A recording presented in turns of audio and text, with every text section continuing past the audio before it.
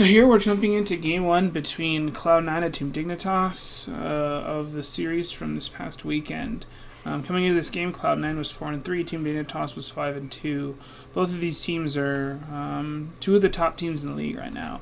Cloud9 started off a little bit slower than Team Dignitas did, but they have been, playing incredibly well ever since. Team Dignitas started off hot, but lost this past Saturday to Team Immortals and was looking for this win against Cloud9 to sort of bounce them back into the top tier of teams going into this. So what we're going to do here today is what we call a VOD review. We're going to look at all three of these games. We're going to look at the most important things that happened to them. We're going to take a look at picks and bans, things that worked, things that didn't work. Talk about really what made each game great and what led each team to win the games that they did. So as we jump into Game 1 here, first thing I want to do is look at the bans that were used by both teams. So on Cloud9's side, they used Shen, Fiora, and Elise in their bans. The Shen and Fiora bans are fantastic. In fact, Someday on Shen against Immortals had a 1-1-12 game, and the only game that they won against Immortals. And Someday is the premier Fiora player, probably in the world. On top of that, he's one of the best top laners in the world in general. So, you don't want him to get one of the best carry top laners there is in the game right now. Third ban they used was Elise. Not something that I really prefer. I would have rather have gone towards the Caitlyn. I think the Caitlyn is probably the best AD carry in the game right now, and Cloud9 has shown time and time again they do not highly prioritize the Caitlyn. They'd much rather put Sneaky on something like Jhin, like Ashe, like Varus, something that has CC, something that's not necessarily like a hyper carry like Caitlyn can really be. So that probably would have been I would have banned instead of Elise. On Team Dignitas' side, the first two bans were Kennen and LeBlanc. Kennen makes a lot of sense because Cloud9 can not only play that in the top lane with impact, but it's also been sort of like a sneaky special. He's played it several times in the last couple of weeks, and it looks really, really strong, especially if the other team does not get Caitlyn. So those two bans made a lot of sense. LeBlanc, I guess even more so because Jensen's such a great LeBlanc player, and I don't think it's in Keen's wheelhouse, and it's a very strong pick in general right now. Finally, Dignitas banned Zac, and Zac is probably the only S-tier jungler that's in the game right now. Elise is pretty close, Lee Sin's pretty close, Gragas is pretty close, but I think Zac probably, even with the changes, still stands alone as the number one pick in the game right now and the number one jungler by far. So as we see Cloud9 going into this, their first pick is going to be Galio. Galio is very strong in the top lane and is probably the consensus number one pick for most teams if he's still left up. A lot of teams are banning him, so if he's left up, you grab him with the first overall pick. Team Dignitas is going to actually come back here with that Gragas that I was talking about earlier. The one nice thing about Gragas is it can go either in the top lane or in the jungle. So you have a little bit of flexibility with it. It keeps your opponents off guard. And the thing about it is there are some other flex picks in the game like Kennen, for example. Kennen's okay at AD carry, but he's really a top laner. Whereas Gragas, you really have, he's a great top laner and he's a great jungler. Like he's probably A tier in both or maybe even S tier in both. Like he's fantastic in both lanes. The second pick that Team Dignitas is going to go with here is actually Caitlyn. They're hovering Lucian right now, but they're going to go Caitlyn. And like I said earlier, and Caitlyn's just right now probably the strongest AD carry in the game, and why not grab it?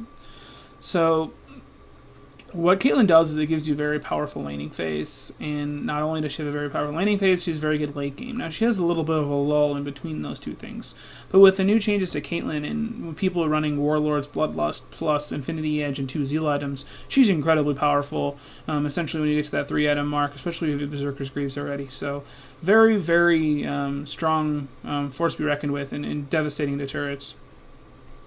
Cloud9 comes back here and grabs Varus. Probably the next highest AD carry on the tier list. Wanted to grab it now so they could match AD carries and didn't have it get sniped in ban phase.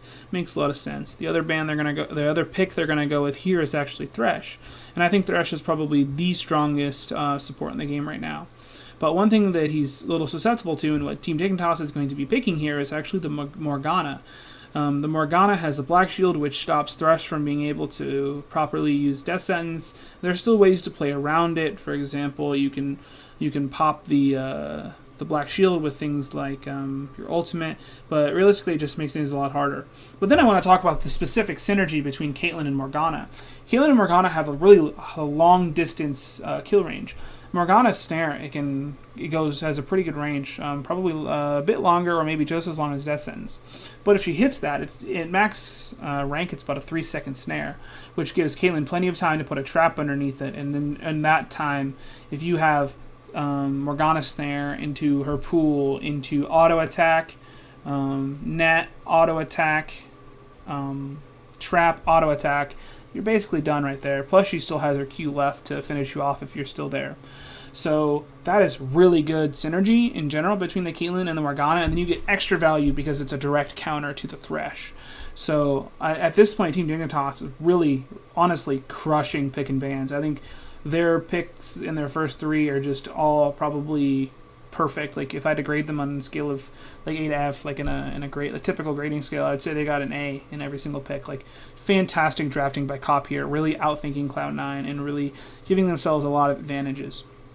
Jumping over to the ban phase, Kha'Zix ban by Dignitas it's great. It's going to force contracts farther down on the tier list for junglers. Same thing with the Rek'Sai ban.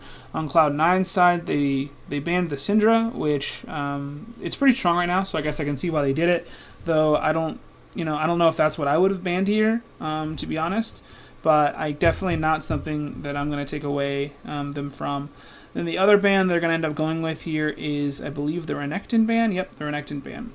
The reason why they did the Renekton ban is because of how strong Renekton is to Galio. You have a lot of early pressure with Renekton, and the Galio is, not really wanting to get that early pressure. What they want to do is go and grab 3 Doran's rings and then go into tank items. Well, if the Renekton get an early lead, can really, really harass that Galio and make things difficult and really delay that scaling from the Galio.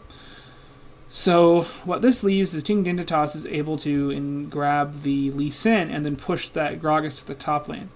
What this means is that now between the Elise ban, the Zac ban, the Gragas take, the Lee Sin take, the Kha'Zix take, the ban, and the Rek'Sai ban, we're talking contracts being forced down very considerably on the tier list to whatever jungler he's going to end up picking here, which is going to end up being the Olaf. And Olaf has a decent matchup into Lee Sin, but still, you're talking about Lee Sin, who's at least a top 4 jungler, and in a lot of ways, he's considered very powerful. I mean, let's just take a look at Svenskaren's numbers on Lee Sin. Svenskaren is 8-1 or 9-1 on Lee Sin, and then 4-4 on all their junglers. So, I mean, just shows you how strong Lee Sin is, and Lee Sin's actually going to end up really doing well in this game overall. Cloud9 reacts to the Lee Sin take by grabbing Orianna, who in my opinion is the strongest mid laner in general, so very good pickup by Jensen. The Olaf pick, like I mentioned, is very far down the tier list. That being said, I mean, if you get an Olaf in the jungle who can really start farming really hard, get low health, and stay safe, you can get really strong. You can have a really, really strong mid to late game presence. On top of that, look at this really interesting team comp that Cloud9 has, where they have the Orianna, the Olaf, and the Galio. You get an Olaf that can speed in with Ghost and Ragnarok, jump into the middle of their team with an Orianna ball on them, hit a 3-4 person shockwave into a Galio ultimate. You're talking about an easy 3 kills there. Just unbelievable how much damage and CC will come out of that combination. Team Dignitas responds with our last pick with the Victor pickup, which, in my opinion, is awful. It is embarrassing, and it shows Keen's very limited champion pool. Instead of grabbing something that's a counter to Orianna, like the Ahri, like the Echo, even something a little bit better like the Talia, would show a lot of confidence in him and really the ability to stand up to Jensen. But picking the Victor, which in my opinion is not very high tier, especially with some of the changes that are going on with his Hex Core upgrades, really just, it baffles me, and it makes me wonder if Keen is a mid laner that really should be in the North American LCS. And to be honest, he's going to end up picking 3 mid lane champions that I have strong disagreements with, and it's a large reason why Dignitas struggles in the games that they do struggle in. So with that, the players are loading up into the game right now, and we're going to jump into some of the first plays that take place in this game as we move forward. The first play I really want to jump into actually takes place right after this, and actually Big is going to be roaming mid lane on Morgana, and as you'll see, it forces Jensen to use an early Ghost and actually his flash. What's unbelievable is how he flashes that Morgana binding, honestly, almost instantaneously as it's fired off, which is crucial, honestly, in that point for him not to die. But the problem is he's low on health right now, and he's blown both summoners, which makes him really susceptible. So now we're actually going to jump into a 3v3 that takes place right now. Contracts is going to get snared into all of Victor's abilities, which just is going to instantly take him out of the fight. Remember, Jensen's now summonerless and low, so he's not really able to do anything. This is going to end up really shifting the game and really giving Dig a huge advantage. Smoothie's going to end up dying here. Probably not very surprising. And actually, Jensen is in mid lane trying to push out the wave, because now Victor's got a kill, and in order for him to get back and not lose too much CS, he really wants to push out that wave. But he's a little too greedy. Is going to end up dying here to Keen, who still had summoners. Keen now has 2 kills as opposed to Orianna and Jensen 0 kills. And what you're going to see here is Victor's actually able to back and grab his hex core update, which after some recent price changes was very difficult to do, because usually he'd run out of mana and really just wasn't able to do it. But he was able to grab that, and it's going to give him a huge advantage in this Orianna matchup. And in my opinion, the Orianna is a little bit stronger in most cases in this 1v1 mid lane.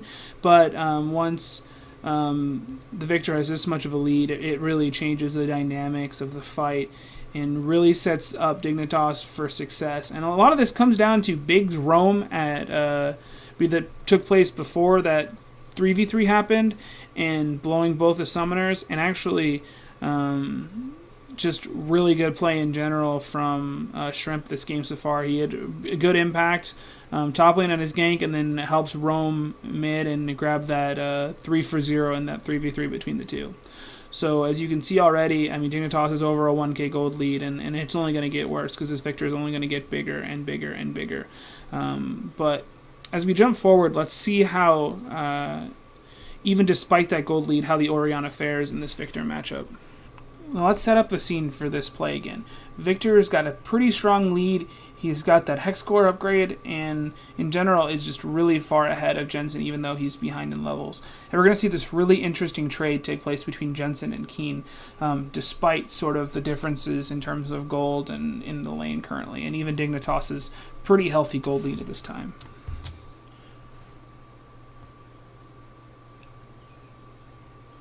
As you can see there, Jensen's Q, W, R plus auto attack combo chunks Keen almost completely out. I mean, we're talking Keen has probably somewhere between 10 and 15% of his health right now. Jensen overwhelmingly won that trade, still with about 33% of his health left, and that's with a pretty strong gold disadvantage.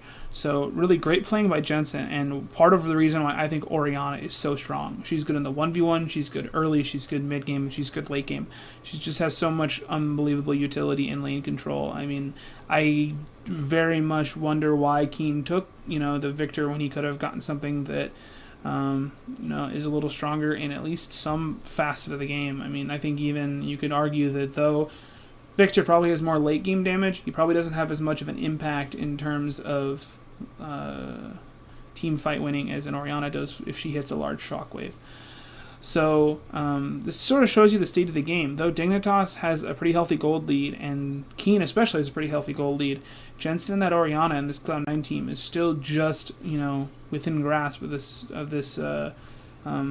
pretty strong early game from Dignitas. And here we see that Cloud9 is setting up actually for this Ocean Drake. They're down about 4k gold, and as you can see, Dignitas has 2 Ocean Drakes and Cloud9 has 0. Dignitas is already starting to position themselves for it as they move closer. In fact, they've already started it with Shrimp and Someday. You're going to see a line of traps being set up by Ultec, and it's going to make it almost impossible for Cloud9 to do anything. And in fact, Dignitas is able to get the 3rd Ocean Dragon basically without contest. So now we're talking about a 4k gold lead with triple Ocean Dragons, which is going to give them almost unlimited regeneration. But just take a look at their team comp. They have this insane zoning and siege composition built up between the, especially with the Caitlyn. I mean, the Caitlyn can just set down traps and really just wail on turrets. And they're going to be able to do sort of like this push and pull with Cloud9, where whether they're sieging or doing any sort of objective, they're going to be able to go in, do some damage to turrets or the objective, And then if they face significant pushback, they can back off, regen with the ocean drakes, and then go back to fighting and to go back to trying to secure objectives. And this is really going to be the theme for the rest of this game, as Dignitas really looks to push their gold lead and their advantages to even more. Here's sort of interesting. Look how much damage that Adaptive Helm is mitigating for Gragas here. I mean, he should be taking significantly more damage from these Qs that Impact keeps throwing down. But between his regeneration through his passive and that Adaptive Helm, he's winning these trades with Galio, which is very surprising to me, as I thought Galio would probably have stronger 1v1 trades at this point in time. But really, I mean, sort of unbelievable how this game is really starting to transition as Dignitas takes more and more advantages basically across the map. As we transition here, we can see that Dignitas is playing around the Baron very well. Right now, currently, they're pushing mid just to sort of reset this wave so they can go back and pressure that Baron even more. Wave control is very important to any sort of large objective control. And you can see this trap line again. I mean, we're talking about the zoning that, Caitlyn has. And it's going to be incredibly difficult for Cloud9 to come in and stop this, right? I mean, just look at how little damage they're taking and how much control they have over the map. But Dignitas is initially going to pull off and, we're going to have the fight that's going to ensue here. And Shrimp's going to go down to basically 1 HP, like 100, 200 HP. But as you'll quickly see, that he is going to be regenerating so unbelievably much from this Ocean Dragon. But now look at Cloud9. I mean, Contracts is at 25% HP, but he's not going to be regenning really at all. Shrimp already from that regen is out to about 25% health. And you see he's backing because he thinks he needs to. But as you're going to see, he's just going to keep regenning and regenning and regenning. By the time they actually start a Baron again, he's going to be over half health. Look at this already. And they're setting up again, where Cloud9 is not having, that luck. Contracts still 25% HP, and they're just getting, really taken to bat by these Ocean Drakes. It's really setting Dig up for success. Between that and their setup with traps, I mean, they're really just controlling this area completely. They're going to end up grabbing this Baron and really taking over the game. I mean, when the team has this much of a gold lead and Baron, as you can kind of imagine in most professional games, it's just too much for a team to come back from. Caitlyn's going to continue to get more powerful and more powerful. She's already at what I would consider a pretty strong late game place with Infinity Edge, Rapid Fire Cannon, and Static Shiv. She already has that really nice synergy between Warlord's Bloodlust and those two charging items, because Warlords makes those items charge faster, which is a change they made a patch or two ago. So, at this time, I would say, in general, Dignitas' chance of winning are extremely high, and as this Baron progresses and they have a very strong power play, it's going to be pretty clear that Cloud9, because of the compositions they're facing and because of the early game and early lead that Victor was able to get over the Orianna, there's just nothing that Cloud9 can do in this game. So Dignitas is going to grab Game 1, and we'll see how Cloud9 reacts in Games 2 and what sort of changes are made to picks and bans. So as we jump into Game 2, we are sort of expecting some major changes to take place. I would say Cloud9 really needs to see that Caitlyn was a big reason as to why Dignitas won and look to ban it out. And in fact, as we kind of jump ahead to the end of the ban phase, we can see that Team Dignitas' bans are LeBlanc, Kennen, and Lucian. Now, the Kennen and the LeBlanc are the same things that they banned last time, and they make a lot of sense. Now, anyone over why they make a lot of sense, so I won't jump back over them. The Lucian pick is interesting, because the Lucian pick is traditionally used as a counter pick for Taliyah. But in general, it's just a very strong mid lane pick right now, and apparently Team Dignitas did not want to play against Jensen's Lucian, which I've seen it played a couple times, mostly in the Taliyah matchup, and it does look really strong. I mean, it's just a very impressive laning phase. On Cloud9's side, they decide to go with the Caitlyn ban, which makes a lot of sense. I mean, Caitlyn dominated that game. On top of that, I think they take away two of the what you would consider traditional power picks in the game right now, both the Galio and the Zac, away from Dignitas. Zac, clearly, I said earlier, is probably the best pick in the game, and Galio is widely considered to be one of the best picks in the game. So a really good ban phase from Cloud9 and a really good adaptation from Game 1. So as we jump into this, sort of what you would expect, Team Dignitas is going to grab Elise right off the top, though I think Lee Sin probably would have been better here. In general, people rate Elise higher than Lee Sin, even though I'll go back to that statistic about Svenskeren of him being 8-1 or 9-1 on Lee Sin and 4-4 on the rest of his champions. I mean, people who are really good at Lee Sin can take over games with Lee Sin. And I would rather have seen Dignitas grab Lee Sin than anything else. But Cloud9 here is going to go with the Gragas with their first pick, and then they're actually going to grab Jhin. And we can see here that with all 80 carries available, Cloud9's number one preference is for Jhin, which makes a lot of sense. I mean, Sneaky is one of the first people to pick up Jhin. He's considered one of the best Jhins, at least in North America. And I would say he's one of the best Jhins probably in the world just in general, because he's so skilled on the champion. Has been playing it for so much longer than everyone else. I think everyone remembers some of Sneaky's unbelievable plays with Jhin, snagging Baron with his W from, way downtown. But grabbing that Gragas, in my opinion, is really huge. It gives you that flex. That being said, I would expect Contracts probably to be taking instead of Impact. I think there's other things you could put Impact on, like Renekton, that would be a little bit better for him. And in fact, that is where they're going to end up going with their picks as we keep going. Dignitas grabs Varus here. Same reason why Cloud9 picked up Varus last game. It just makes sense. You don't want to get it sniped away in the next ban phase, and it always makes sense to always match Marksman up. But here you go, Dignitas breaking from the script, sort of, and grabbing their top laner, which is Fiora. And I already talked earlier about how strong Fiora is in the hands of Someday. But I want to kind of go beyond that, because Fiora not only isn't strong in the hands of Someday, she's really strong in general, actually. With the way that she's set up, she can take over a game unbelievably well. And the thing is as a champion that can take over the game, she's actually relatively strong early on. And if you watch this game just from the start to beginning, you'll be able to see that she was winning early trades against Renekton, who is, one of the long-time great early game lane bullies. And it's sort of interesting to think about that, how a late game carry champion is good even in the early game. Like, how unbelievable is that, and how scary is that? She really comes online in the mid-game when she's able to get Black Cleaver and Ravenous Hydra, and then she becomes completely unstoppable when she's able to get Death's Dance as well. So looking at this already, it's clear to me that the top lane is going to be the focus. Dignitas getting Fiora ahead, and Cloud9 trying to keep Fiora down. So just sort of foreshadow the rest of this game. A lot of the things we're going to be covering actually are what goes on in the top lane, and connecting that back to what happens, in the rest of the map and throughout the rest of the game, and how those ripple effects affect the outcome. As we jump into ban phase, Cloud9 bans Braum at the top, which to me is signifying that they don't want a champion that can deny pick champions like Thresh or Blitzcrank. Dignitas responds with a Syndra ban, just knowing how good Jensen is on the pick and how strong it is in general.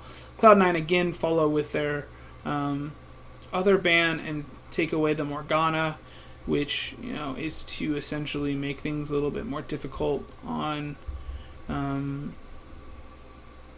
Dignitas to try to stop their engaged supports or their playmaking supports. Dignitas, interesting enough, actually responds with the Blitzcrank. And now here's the thing, Cloud9 has two options here. You grab your mid laner or your support. What they're actually going to do is actually snag Orianna with this pick in order to take it away from Dignitas. I don't know why they don't pick Thresh here and save their mid lane pick for the end. Maybe they think that Keen really wants to play Orianna with that combination because it's got really good wave clear and it's just really strong in general. So Cloud9 snags away that Orianna, which then gives Dignitas Thresh and actually Victor again. Victor is their pick of choice to counter Orianna.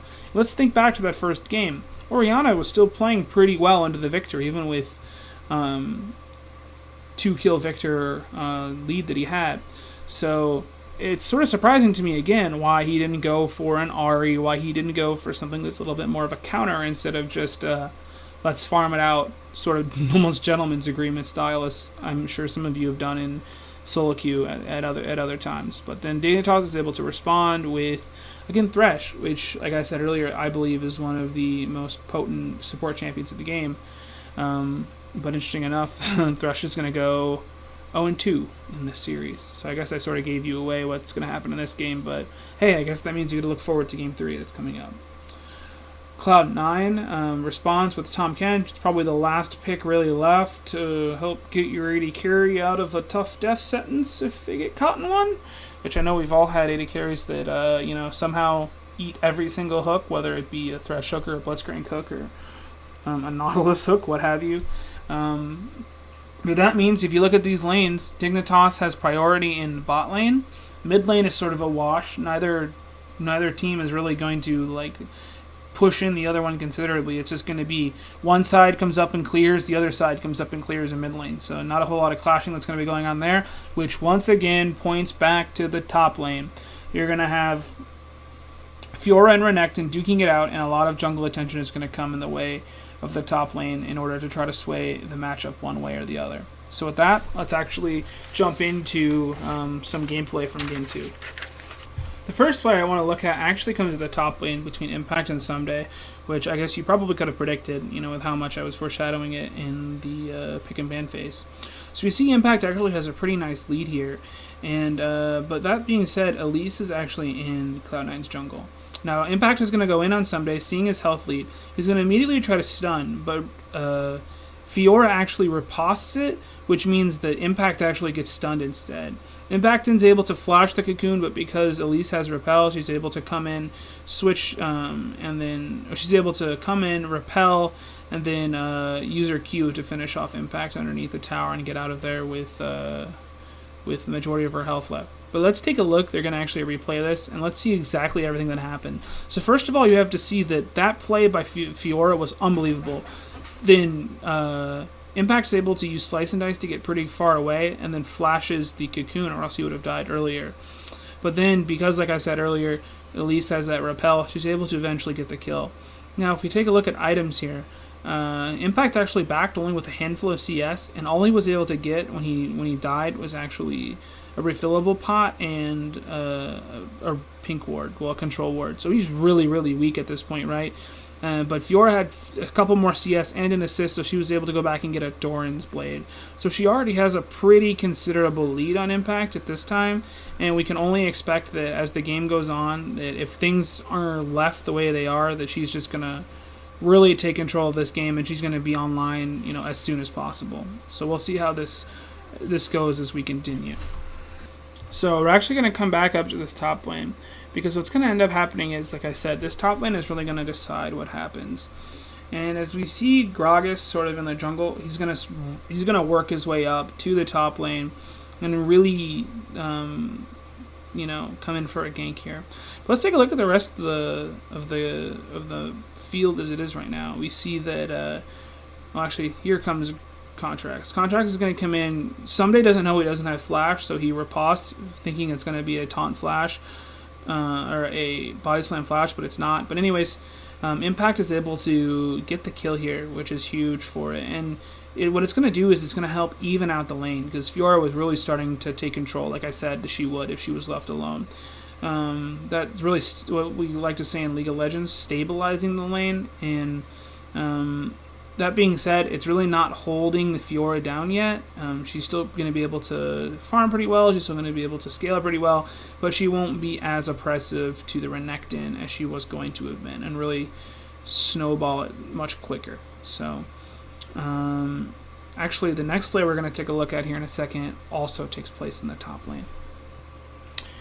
Here we have the Impact in the top lane farming near tower.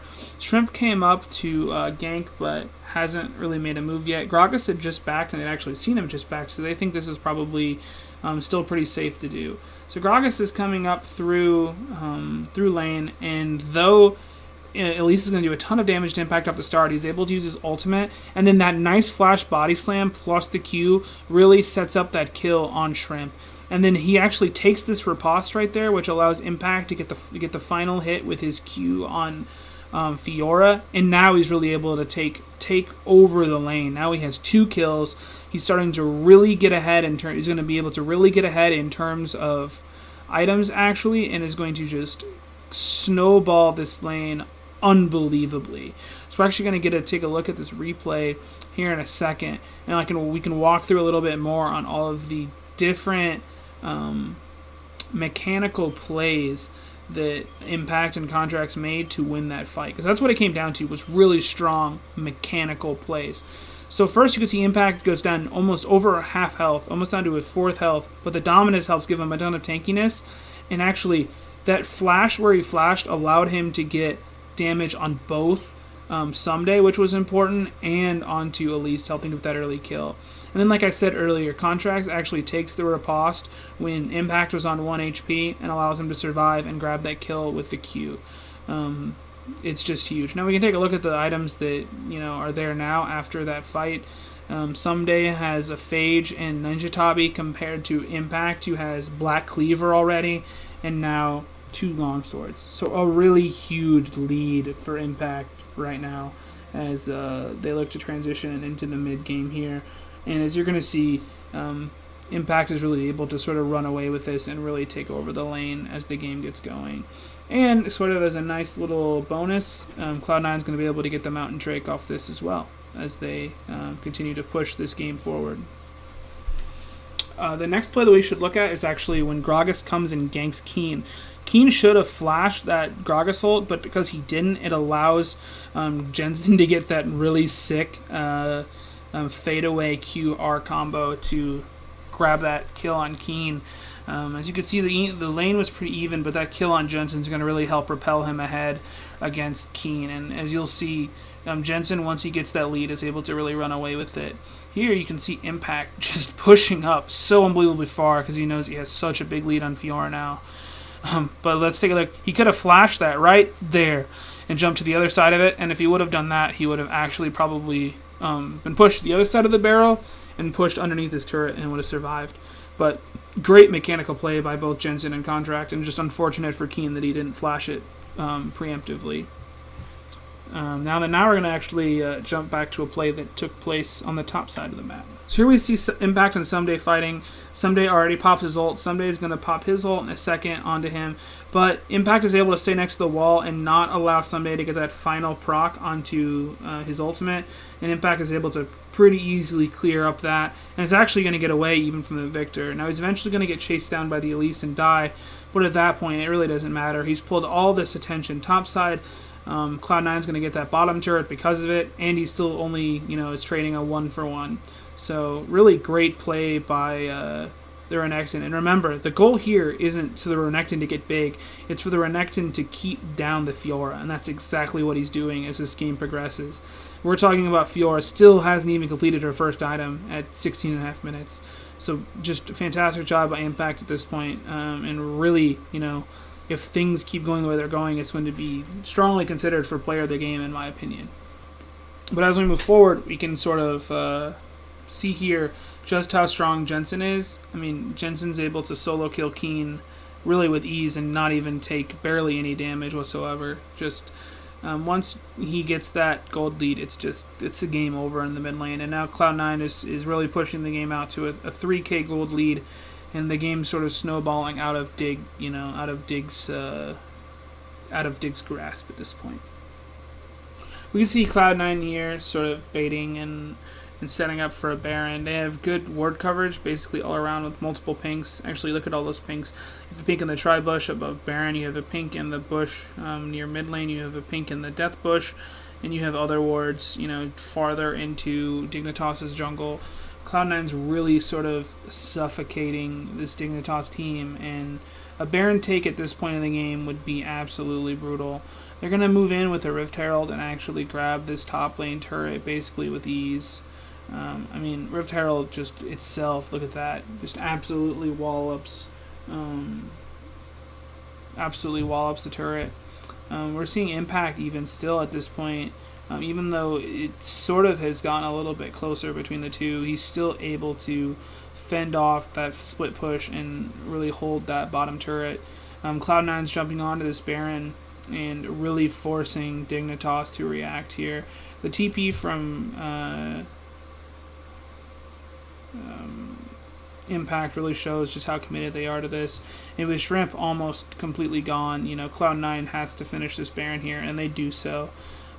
Still pretty decent health bars, but they're going to, at least for the time being, sort of limp away, even though Someday's able to get a tower bot turret, which is probably the best they could hope for.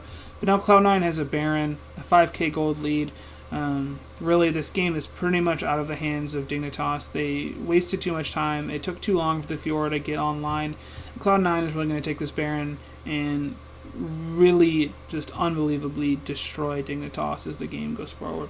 So this is where actually I'm going to leave this game. Really, the linchpin to this game was Impact getting a early game lead thanks to contracts and keeping the Fiora from being able to really take over and lead to the possible doom that would have happened if that would have occurred. So great job by Impact, great job by contracts, even Jensen solo killing Keen, but still he was only able to do that because he got that extra kill from that gank from contracts. I guess since we're here, we'll take a look here what's about to happen. Sweetie's going to wander over into 3 members of Dignitas, but they're going to actually end up getting a very favorable trade out of this. Sneaky's able to get into his ultimate from long distance. They're able to instantly take out Shrimp.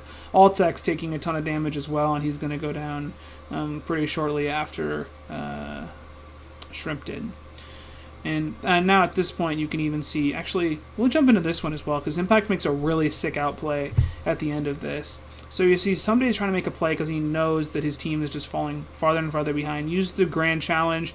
Impact is going to flash that lunge, actually, and going to jump to the other side of Someday using Slice and Dice. If the first move hit and that second move hit, Impact probably loses that 1v1. Because he was able to get that outplay on Someday, he was able to get out of that alive. And Cloud9, now at this point, you can see has a 9k gold lead. Though I was going to end the game a lot sooner, you can just see just how dominant Cloud9 was after that Baron and just how over the game was, sort of when I first called it being over. So with this, Cloud9 is now even up the series. We're going to be jumping into a third game like I foreshadowed during Pick and Bans. And we'll see how Game 3 plays out as the series approaches its end. As we jump into Game 3, we need to really think back to Game 1 and how that pick ban phase went out. Because now we're flipping sides again back to what they were in Game 1. And remember what I was talking about with that Elise ban and how that sort of led to the demise of Cloud9 in that first game? I wonder if they're going to change that or if they're going to run with it again. If that's, what Reaper really wants to do. But it'll be really interesting to see how in this ban phase, how it really is similar to the first ban phase and how it's different. And with that, we're actually going to jump to the end of the ban phase, and we'll see what exactly Cloud9 and Dignitas went with for bans. Here we can see that Cloud9 decided to go with Shen, Fiora, and Caitlyn as their bans. Exactly what I said they should have done after Game 1. Clearly, the Caitlyn, was so strong, which is why they banned it in Game 2 and why it really made sense to ban it again in Game 3. Dignitas went with the exact same bans of Kennen, Zac, and LeBlanc for this Game 3. So as we start, you can see that Impact is grabbing the Galio, essentially mirroring exactly what they did in Game 1, which makes a lot of sense. Like I said, it's the standard best pick right now in general. And grabbing that even over the Gragas, which I very much think is a great pick, the Galio makes sense. But Dignitas is going to end up grabbing the Galio here. And let me double check my notes. I'm pretty sure, yep, I was right. They grabbed the Varus. And the Varus makes some sense. The Varus is probably the best AD carry outside of Caitlyn. But remember what happened last game. When given the opportunity to draft their marksman first off, Cloud9 decided that they wanted Jhin more than they wanted Varus. So we already know that the two teams, their priority of who's the better AD carry is different. Cloud9 thinks it's Jhin, Team Dignitas thinks it's Varus, and as you can probably guess, like I've said multiple times, since it's smart to actually match marksmen, Cloud9 is not going to pit Syndra yet. They're actually going to go with the Jhin pick right here. And look how great that Jhin pick was. Like I showed you that clip near the end where they had that, where they were able to kill Shrimp and Altek, and Sneaky's ultimate from the Dragon Pit did so much damage. Like I said, they weren't going to pick Syndra with that second pick, but they ended up picking it with the third pick. Now, when I saw this, I was kind of, confused. I thought, first of all, if you're Cloud9, why don't you try to run and grab the Orianna again? But then I sort of remembered the championship, the spring championship, and in Game 5, that deciding game between Cloud9 and TSM, Bjergsen did the exact same thing Jensen's doing and sort of threw down the gauntlet and said, I'll give you any counter pick you want, but my Syndra is better than whatever you have. And now the gap between Bjergsen and Jensen is not that large. In fact, I would say in a lot of ways Jensen's probably better than Bjergsen is. But the gap between Jensen and Keen is significantly higher. Keen has shown time and time again throughout the series that he just is not nearly as good as Jensen. And his counter pick to Jensen's challenge is Corki. And Corki's had some interesting changes as of late. Last patch, they changed his attack auto attack damage. So instead of his auto attack damage doing 50% magic damage and 50% physical damage, it now does 80% magic and 20% physical, which I don't know. They also had some other, I think, quality of life buffs, but really I don't think Corki is really at a strong place, and I don't think it's that good against Jensen. Jumping into the ban phase, we see both teams actually getting rid of junglers, taking junglers off the table. Dignitas taking off the Kha'Zix, Cloud9 taking off the Lee Sin. Dignitas is going to end up taking out another jungler with Rek'Sai, I believe. No, actually they're going to take out the Blitzcrank. It's going to be Cloud9 that takes off the Rek'Sai as we go through this ban phase.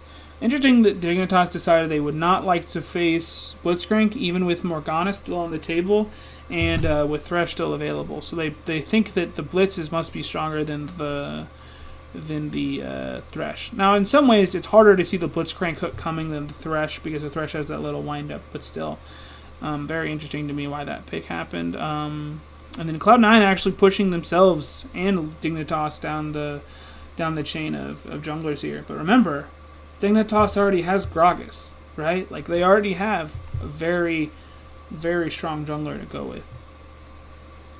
You might have thought, well, they banned Renekton in the first game, why don't they ban Renekton again? And that's actually a very good question, and it's something that I'm very curious to know the answer about. With this, the Cloud9 grabs Lulu. Really does make a lot of sense, though probably Thresh makes more sense in my opinion, but going into the Morgana, like, I get why they didn't want to pick Thresh. Now, Lulu goes really well with their next pick, which is going to be Rengar. The cool thing with Rengar is he's able to ult in, and as soon as he ults in, Lulu is able to ult him, which knocks up everyone around. And if you can do Rengar ult into Lulu ult into Galio ult, you could knock up quite a few people and do a lot of damage. So, really good teamfight setup, even though it's not the easiest thing in the world to do, not very well not easily executable. And here, Dignitas is going to last pick Renekton, which has a very favorable matchup into the Galio. And with that, I'll wait to confirm, make sure I didn't, my memory wasn't failing me. But yep, Dignitas grabbed Renekton, and with that, we're actually going to jump into this Game 3. Is Cloud9 going to continue rolling and grab Game 3, or is Dignitas going to be more like their Game 1 form and steal this series away from Cloud9?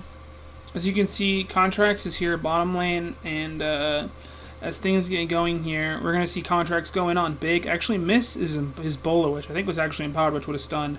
But the Jhin Snare actually lands, which allows Contracts to just jump into his ult, run back, and finish the kill on big. Now, between the Polymorph and then the Scatter the Weak from Jensen, they're able to basically one-shot Someday almost immediately. And then in a 4v1, they're able to pick off Altec as well. So Cloud9 already now has about 1,500 gold lead. Jensen has 2 kills, which is going to be huge in what I already consider to be a very strong matchup. To then have, that large of a gold lead is going to be... honestly, it's going to be pretty insurmountable for Keen, and it's going to be up to the rest of his team really to pull him back and do it if they do. So we can take a quick look at the replay. Contracts is going to get a really nice leap onto Big, do a lot of damage even though he misses the Bola. He immediately goes into his ultimate, waits for Exhaust to get off, finishes off Big, is able to get some other damage on Altec. Here we see the Polymorph. Actually, might not have been Polymorph, it was just Stun into Scatter the Weak, into Jensen ult, actually got the kill. And they're able to finish off Altec, and then Jensen's barely able to get out. I think it takes Sneaky's heal to actually get him there. But really, huge goal lead for Jensen transitioning, and a huge lead for Cloud9 now as they continue to extend it, getting closer and closer to 2k gold as the game progresses. Here we see only a little time later, we have sort of a little scuffle going on. Contracts actually is flanking there and does quite a bit of damage. And then, though they aren't able to finish the kills on Altec or Keen, Jensen basically just presses R and deletes Big, which now if we take a look at the lead, it's really starting to balloon. It's over 3,500 gold, and Cloud9's going to be pushing down this turret and really even extending it even further. I mean, this much gold lead this early on in the game is so difficult to deal with. They're able to get this turret and actually Impact is able to get back to the bottom lane and stop this turret before Renekton's able to stop this wave before Renekton's able to take the turret. I mean, look at this flank by Contracts. So much damage onto Altec right off the start. Galio wasn't really the best, but it doesn't even matter. Look at all the damage from Jensen onto Big, and he just deletes him. And as you'll see when this gets over, there's already a 4K gold lead this early on in the game. Cloud9's already considerably ahead. And it's hard for me to see a scenario in which Dignitas is really able to put this game back in their favor. It's going to be impossible for them to win out of the top lane with how tanky Impact already is and how much, just global pressure the team has. Rengar is already significantly bigger than Gragas. The ginormous Syndra is only going to get more and more fed, and even that bot lane, Cloud9 has even pulled ahead in terms both not only of kill participation but also CS as well. It's only a matter of time at this point for Cloud9 to win this, and we'll see this as the game actually progresses. Cloud9's actually setting up to prep for this final Infernal Drake, because if they can get an Infernal Drake lead here, it'd be really valuable to the team. But look at that Contracts engage followed by 2 knockups through the Galio ult. Cloud9 already has such a huge lead in this fight, and it's only going to get larger. Jin opens up for the ultimate, hits a couple really nice shots on Shrimp, who was also aided by that max range empowered Ebola. But then look at those stun after stun after stun into Jensen W and Auto to get the kill on Keen. It's a 4-for-0 at this point, and though some people might say go grab the dragon, definitely the right call here is going to Baron with this much of a lead, even though they're a little low on health. Someday knows at this point that he can't just allow Cloud9 to get a free Baron, that if Cloud9 gets the Baron, it's game over. He pops Dominus, waits a little bit, and ends up going into the Baron pit with about 2k health left on it. He initially goes to try to kill Smoothie, is not able to kill Smoothie, but the Baron helps him finish off Impact. Cloud9 grabs the Baron, and even though Someday had a valiant effort there at the end, he's not able to carry his team off to victory. Let's just take a look at the replay here. Look at that engage from Contracts into Galio ult. Before Altec can really get anything off, he's done. Big dies also almost immediately, and then that sneaky ultimate. The play onto Shrimp plus the Ebola, the max rage Bola. I think I always call it Ebola because Bola is his E ability. And then at the end of it, even after the Baron, Dignitas try to get sort of like a concession and grab that Infernal Drake, but Contracts comes at the last moment and steals it away. I already said this game is over, and as you can see the game really spiraling out of control for Dignitas at this point. Cloud9 really showed a dominant performance after game 1. Look at that play by Sneaky, that flash 4th shot. Only a player like Sneaky would have really pulled that off, at least in North America. So as Cloud9 goes on next week, they have TSM and Immortals to face, not TSM and Immortals, TSM and CLG actually to face. And they're looking, just as good as ever with 2 match wins this weekend. If they can play well against TSM and CLG, they'll have a very good shot of performing well at Rift Rivals that takes place after next week. So it's going to be interesting to watch how Cloud9 does with that incredibly difficult, following week. And they went 0-2 against those 2 teams week 1. But since then, they've done significantly better. I think they've been 5-1 since. So hopefully they're able to keep up this really good streak. Or if you're a TSM fan, I wish you the best as well. May the best team and best Danish mid laner win. So with that, thank you for watching this week 4, or was it week 5? I don't remember. This VOD review, and I hope you enjoyed it. We changed the format from a typical article to a sort of like web broadcast or video review, so hopefully you enjoy this new format. We're going to be playing with it and trying to figure out the best way to make it work. This is the first time I've ever done anything like this, so hopefully it works out well. Hopefully you enjoyed it. It's been a pleasure doing this, making this content for you guys. Hope you guys check out our Facebook account at WIUQC The Edge. And also make sure to check out our webpage. That's also WIUQC The Edge. If you type it into Google, you can find it pretty easy. We have some really cool articles coming out. We have League of Legends stuff coming out all summer long. Our fantasy football articles are coming out. And if you'd like to write for The Edge or do content creation for The Edge, marketing, anything like that, if you'd like to be a part of what we're doing at Western, please get a hold of us. You can either message the Facebook account or send me an email. Whatever you'd like to do, we'd love to have you on board. Thanks, guys, for watching, and have a great week, and hope everyone's having a really great summer so far.